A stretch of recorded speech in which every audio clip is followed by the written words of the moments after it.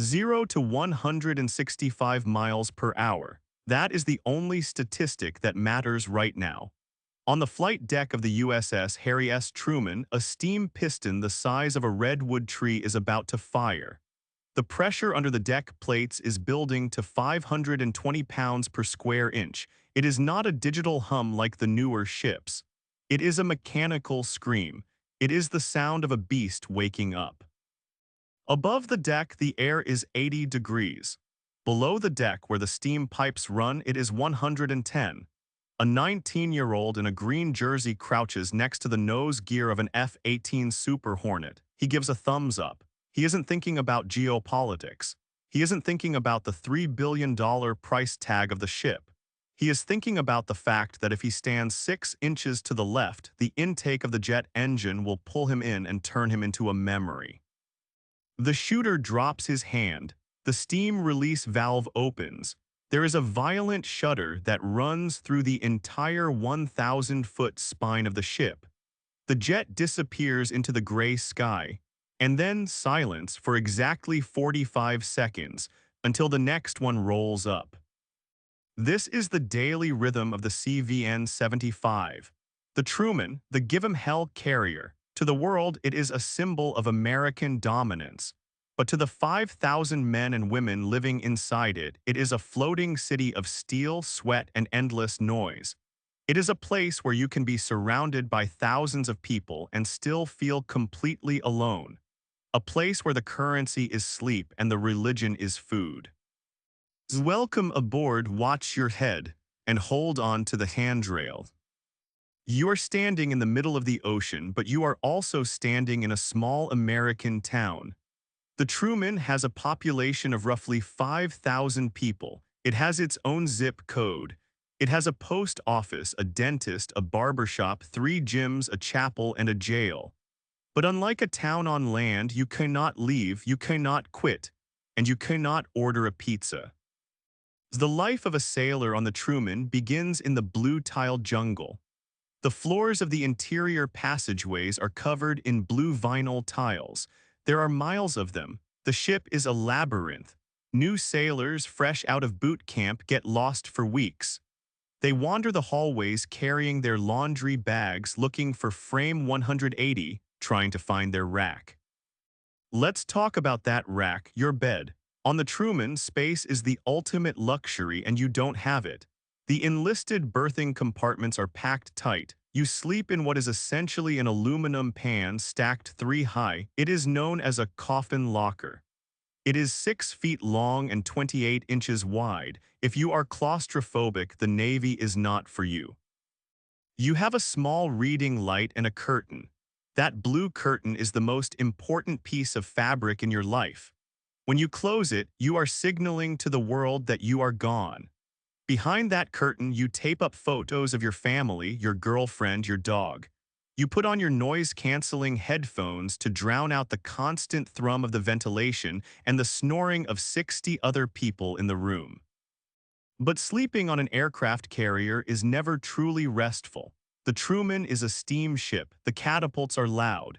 If your berthing is located under the flight deck, specifically under catapult 3 or 4, you live in the jungle. Every time a jet launches, which can be every minute during flight ops, it sounds like a car crash happening on the roof. The steel ceiling flexes, the pipes rattle. You don't sleep through it, you just learn to pass out in between the launches. When the alarm goes off, usually way before the sun comes up, you head to the bathroom.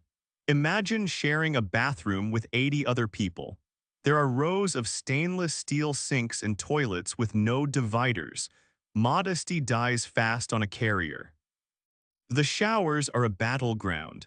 The Truman produces 400,000 gallons of fresh water a day by boiling seawater with nuclear power. It sounds like a lot, but the jets need water, the catapults need water, and the reactor needs water. You are last on the priority list.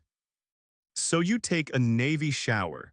Water on for 10 seconds to get wet, water off, soap up, water on for 30 seconds to rinse, get out. If you let the water run, you are Hollywooding. And if you Hollywood in the shower while 10 angry mechanics are waiting in line behind you, you will hear about it. Once you are clean, you put on your uniform. For most of the crew, that means the coveralls. A blue, fire-retardant one-piece suit. It is comfortable, it is durable, and after a month at sea, it smells like the ship. That smell is a mixture of jet fuel, floor wax, ozone, and grease. It gets into your pores. Even when sailors go home after a 9-month deployment, their wives say they can still smell the Truman on their skin. Now you need fuel, you head to the mess decks. Napoleon said an army marches on its stomach. A carrier strike group floats on it. The logistics of feeding the Truman are staggering.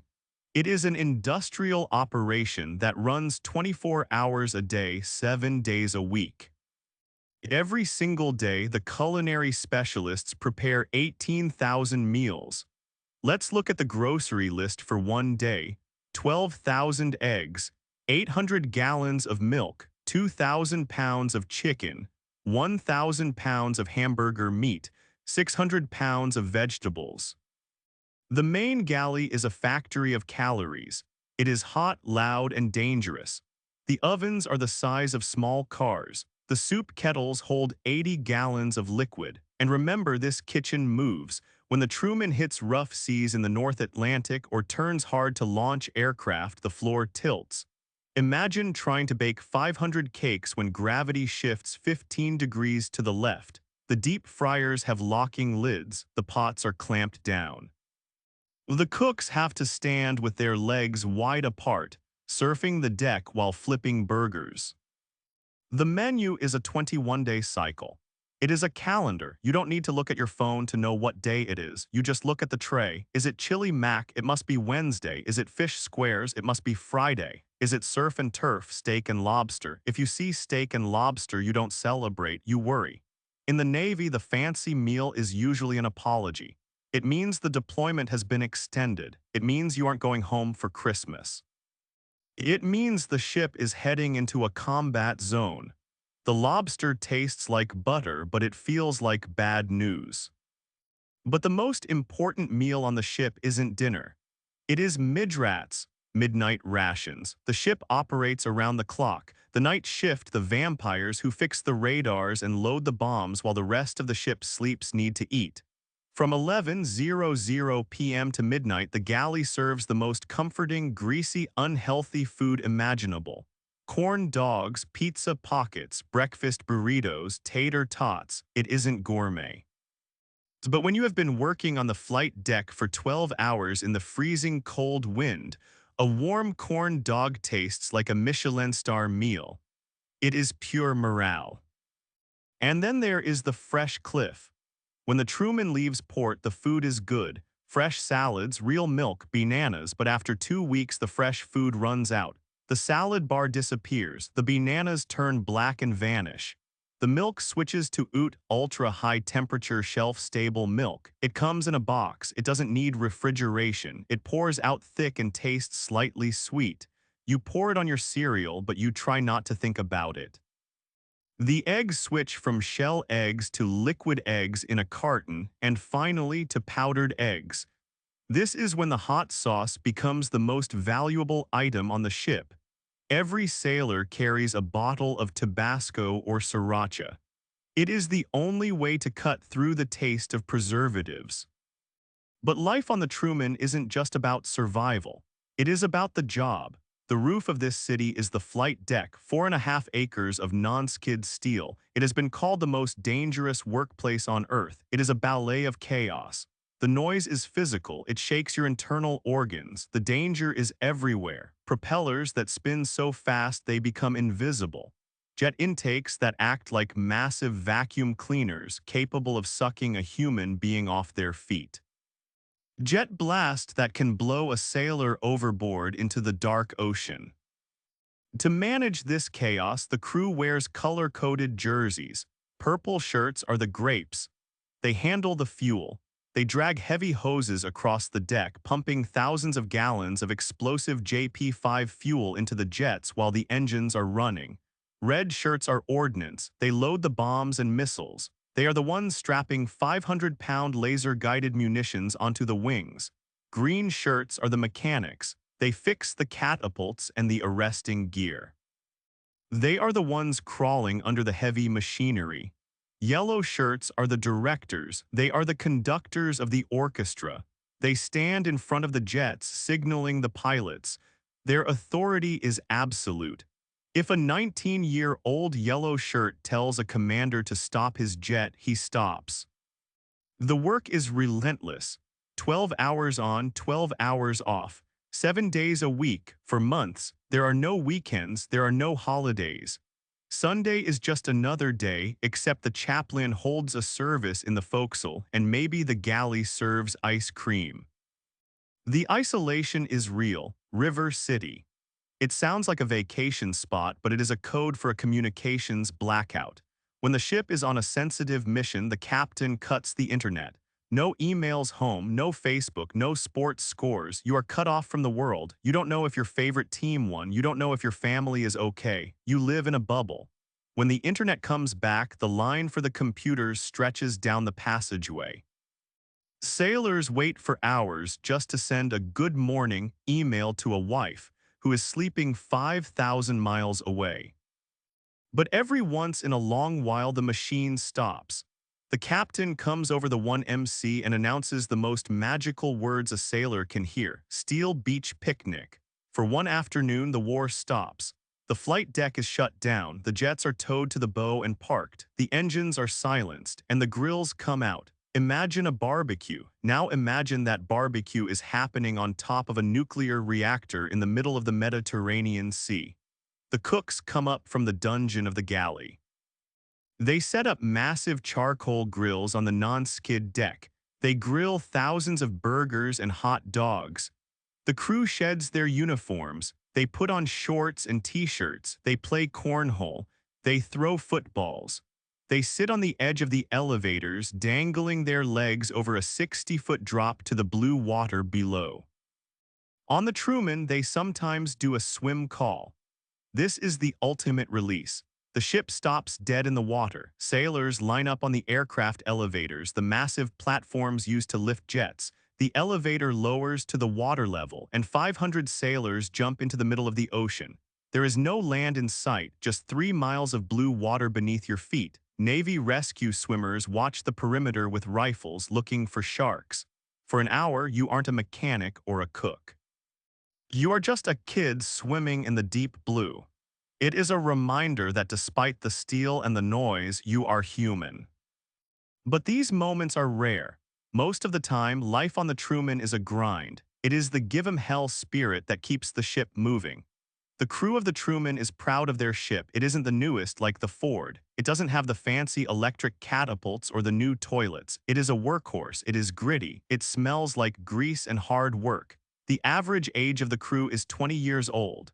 These are kids from the cornfields of Iowa, the streets of Brooklyn, the suburbs of Dallas.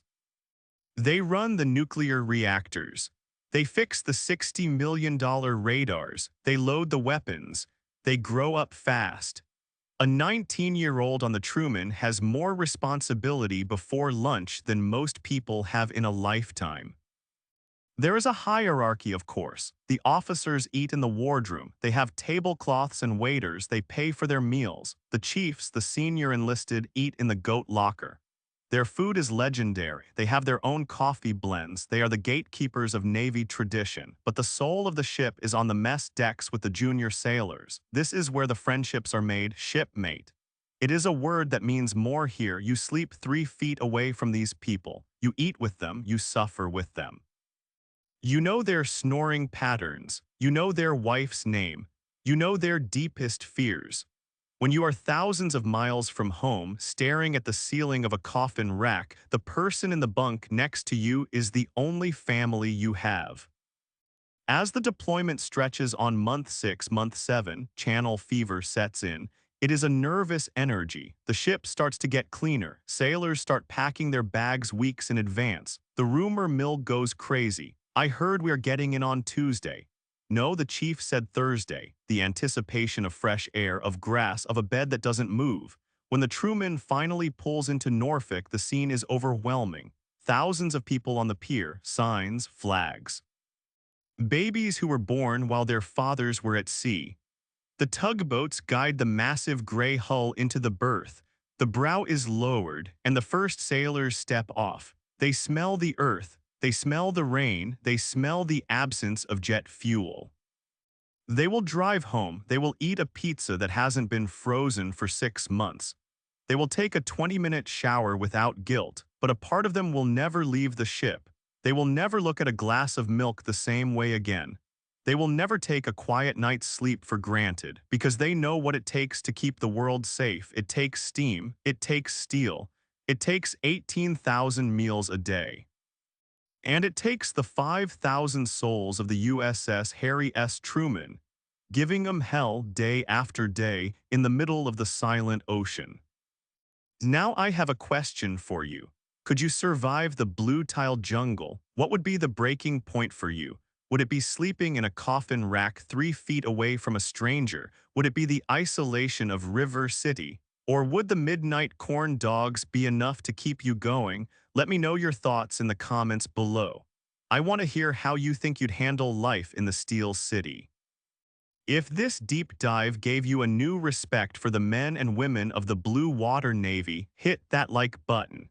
It helps these stories reach the surface. And if you are hungry for more uncensored looks into the machinery of war, make sure to subscribe and ring the bell. We are just scratching the surface of the fleet. The ocean is vast, and there are many more stories to tell. Click right here to step aboard the silent world of a nuclear submarine, or check out our documentary on the newest carrier in the fleet, the Gerald R. Ford. Until next time, fair winds and following seas.